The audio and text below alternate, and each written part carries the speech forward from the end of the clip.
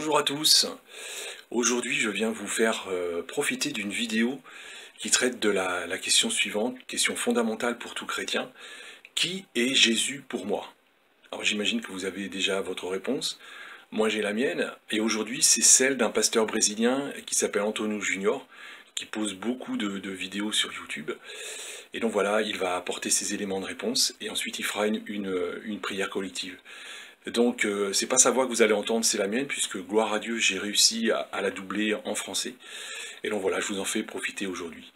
Soyez tous bénis dans le nom puissant de Jésus, et à bientôt.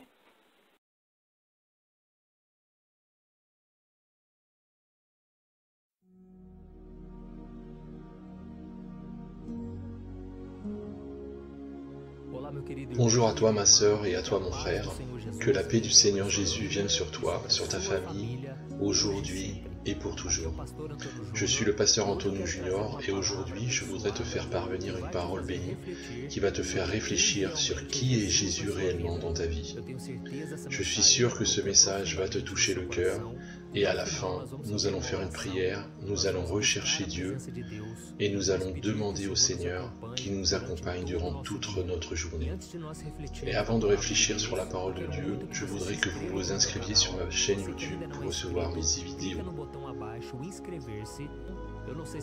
Je ne sais pas si vous savez, mais tous les jours à 6h et à 20h, je fais une prière pour bien commencer votre journée et bien la terminer dans la présence du Seigneur. Aujourd'hui, je voudrais vous parler de Jésus. La Bible dit que Jésus allait dans de nombreux endroits, faisait plein de miracles en enseignant le royaume de Dieu. Et le mode qu'avait Jésus d'enseigner était très différent des leaders religieux de l'époque. C'est pour cela que les personnes avaient beaucoup de doutes sur sa personne, sur qui il était. Elles ne comprenaient pas comment cet homme venant d'une région, d'une famille tellement simple, pouvait avoir autant de connaissances et d'autorité pour parler des choses de Dieu. Jésus était différent puisqu'il parlait avec conviction. Il parlait avec passion, avec amour pour les âmes. Et j'aurais aimé beaucoup vivre à son époque. J'imagine que vous aussi. Mais aujourd'hui nous avons l'Esprit Saint. La Bible dit qu'il nous enseignera sur le royaume de Dieu avec tout ce que Jésus est venu nous transmettre. Et dans le livre de Matthieu, chapitre 13, verset 55, les personnes demandaient d'où lui vient cette sagesse et ces pouvoirs miraculeux. N'est-ce pas le fils du charpentier? Les personnes avaient des doutes, ne comprenaient pas comment cet homme simple avait autant de savoir, comment Dieu l'utilisait de cette manière. Et elles pensaient, mais celui-là n'est pas le fils du charpentier? Il n'est pas le fils de Joseph et Marie? Les gens ne comprenaient pas parce qu'elles avaient vu le petit garçon grandir avec eux. Ça a été difficile au point que Jésus a dit que le prophète n'est pas bien reçu chez lui. Et la Bible nous raconte que quand Jésus est passé chez lui, dans sa vie, les gens n'ont pas reçu de miracle parce qu'elles avaient de l'incrédulité dans le cœur. Et elles ne croyaient pas qu'il était l'envoyé de Dieu. L'intéressant est que ce soit chez lui ou dans d'autres lieux où Jésus est passé, les gens avaient une réponse différente sur qui il était. Et il y eut une fois où il était avec ses disciples et il leur a demandé sérieusement. Allons voir dans Luc chapitre 9, versets 18 à 20. Regardez ce qu'il a dit. Qui suis-je au dire des hommes? Ils répondirent, Jean-Baptiste, les autres Élie, les autres qu'un des anciens prophètes est ressuscité. Et vous, leur demanda-t-il, que dites-vous que je suis? Pierre répondit, le Christ de Dieu. Très intéressant mes frères. Jésus n'était pas intéressé par ce que les gens pensaient, parce qu'il n'a rien commenté sur cela. Il a demandé, qui suis-je au dire des hommes? Et les disciples commencèrent à répondre. Il y en a qui disent que tu es Jean-Baptiste, d'autres Élie, d'autres un prophète ressuscité peut-être du passé. Mais à ce moment-là, Jésus leur pose la question suivante. Et vous, que dites-vous de moi? De la même manière, je crois que Jésus nous demande aujourd'hui la même question. Qui suis-je pour vous? Peut-être que vous n'avez pas de réponse, peut-être pas une réponse concrète. Vous pensez qu'il fut peut-être un homme bon, avec une bonne morale, un philosophe qui a laissé un enseignement de valeur, un religieux, un révolutionnaire de son époque, un prophète ou un fou qui se nommait fils de Dieu, ou un homme peut-être qui se prenait pour Dieu, fils et père en une seule personne. Nous voyons dans ce passage, quand Pierre a répondu « Tu es le Christ, le Fils de Dieu vivant », Jésus a dit qu'il avait fait la déclaration correcte. Jésus l'a félicité, et si vous continuez de lire, vous verrez que ce fut Dieu lui-même qui a révélé cela à Pierre. Et de la même forme, vous allez pouvoir répondre à cette question selon votre relation avec le Seigneur. Je sais que c'est facile de répondre quand les autres ont déjà répondu. Mais arrive aujourd'hui le jour où nous devons affronter cette question. Qui est Jésus pour moi? Vous ne pouvez pas suivre ce que disent les autres et ne pas croire ce qu'ils disent, même s'il existe cette phrase « La voix du peuple est la voix de Dieu ». Mais c'est un grand mensonge, car si cela était vrai, les gens n'auraient pas crucifié le Fils de Dieu. Voilà mes frères, je voulais vous faire parvenir ce message pour que vous connaissiez le véritable évangile et qu'à partir d'aujourd'hui, vous puissiez voir les enseignements de Christ, ses miracles, sa résurrection, comme la preuve qu'il est et sera toujours l'envoyé de Dieu pour notre salut. Amen.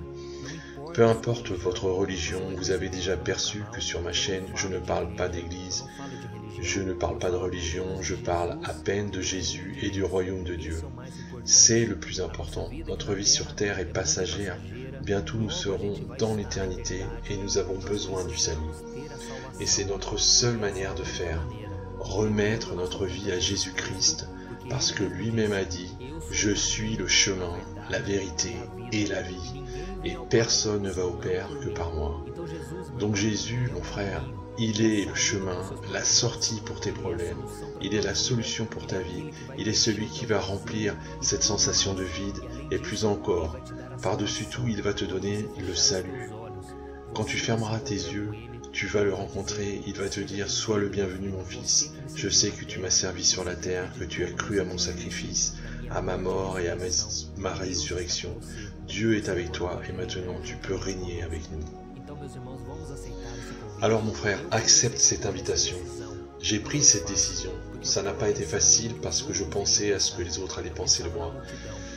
Mais j'ai dû faire mon choix et j'ai accepté Jésus dans ma vie.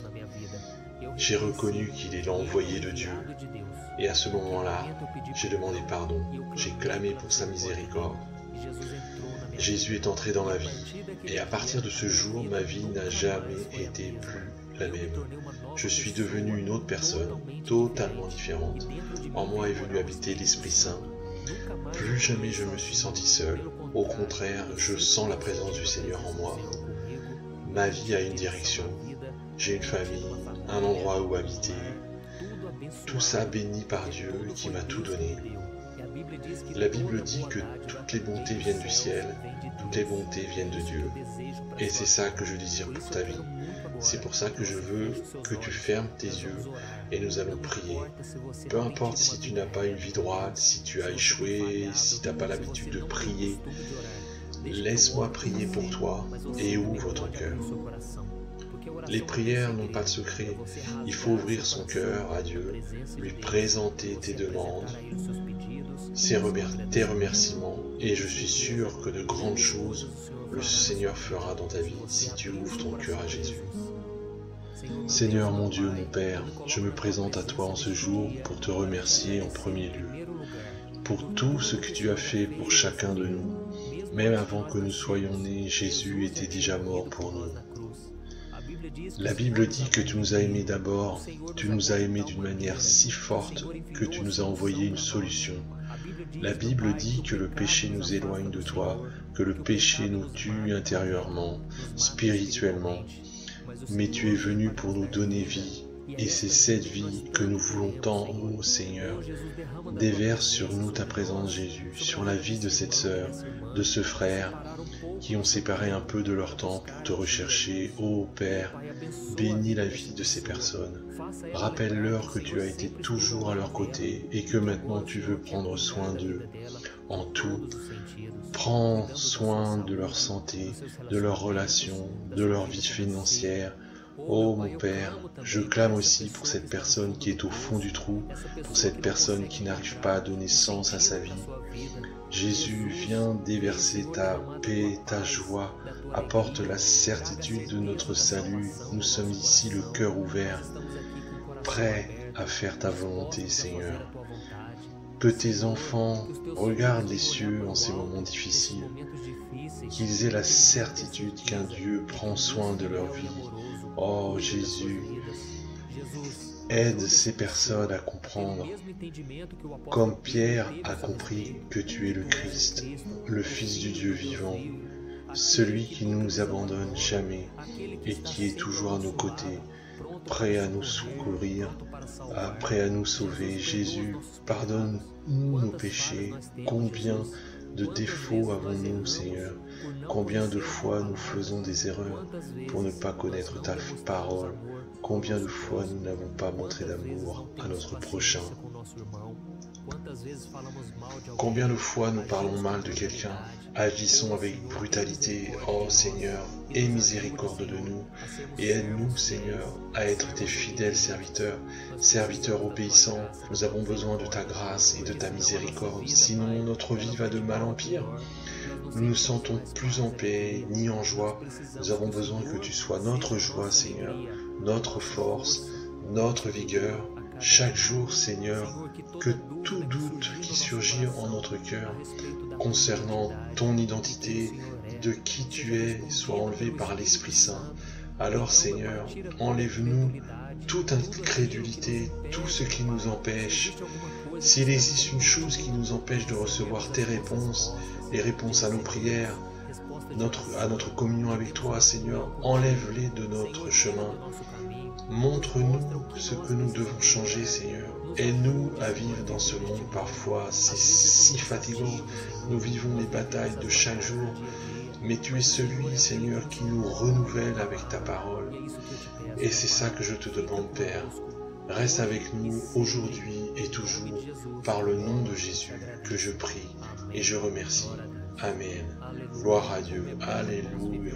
Comme il est bon de vivre dans la dépendance du Seigneur, dans la recherche de la présence du Père. Toi qui es en train de passer par tes périodes de lutte, ne renonce pas. Continue de rechercher le Seigneur. C'est lui qui met de l'amour dans ton cœur, la compassion, le pardon. C'est lui qui t'aide à vivre dans ce monde. Et la Bible dit que l'unique moyen de vaincre ce monde est de mettre notre foi dans le Fils de Dieu. Alors fais cela à partir d'aujourd'hui.